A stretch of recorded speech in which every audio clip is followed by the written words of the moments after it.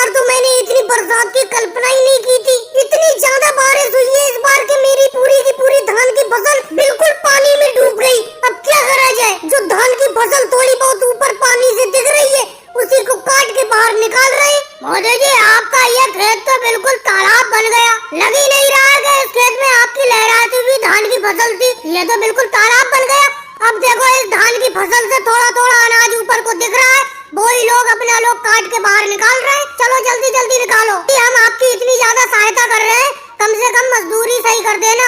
नानू जी, सहायता का भी नाम ले रहे हो और पैसे भी ज्यादा मांग रहे हो। अरे मोदी जी, मुझे तो इस पानी के अंदर खड़े होकर धान की फसल काटने में बड़ा दिक्कत हो रही है। ऐसा लग रहा है इतने ज्यादा पानी में कहीं कोई मगरमच्छ या सांप ऊप न आ जाए। वैसे मोदी जी, अगर इतनी ज्यादा बारिश नहीं होती तो आपकी इस बार की धान की फसल में बहुत अच्छी पैदावार होती।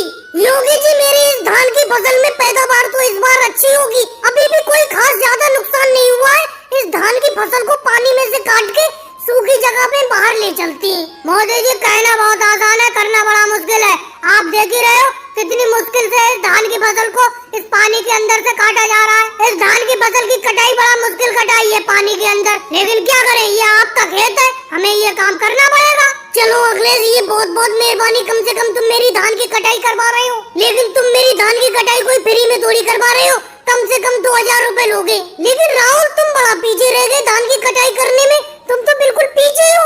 और मोदी जी, मैं क्या करूं, मैं इस पानी के अंदर धान की कटाई सही तरीके से कर ही नहीं पा रहा हूँ। इतनी ज्यादा बाढ़ पता नहीं इस बार किस तरीके से आ गई। भाई से इतनी बाढ़ कभी आती नहीं है अपने गाँव में।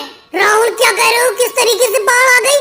अरे बाढ़ तो आती जाती रहती है अपने इस गांव में। जिस साल ज्यादा बारिश होती है उस साल बाढ़ आ जाती है। तुम्हें तो मालूम ही है कि आज से 5 साल पहले तो मेरी धान की पूरी फसल बेकार हो गई थी बाढ़ में। इस बार तो फिर भी मेरी धान की फसल थोड़ी थोड़ी ऊपर पानी से दिख रही है, जिसकी वजह से अपने लोग धान की कटाई कर पा रहे हैं। अगर ये धान की फसल पूरी तरीके से बाढ़ में डूबी हुई होती तो सोचो कितना नुकसान होता। और भाइयों को वीडियो को लाइक करो, चैनल को सब्सक्राइब करो।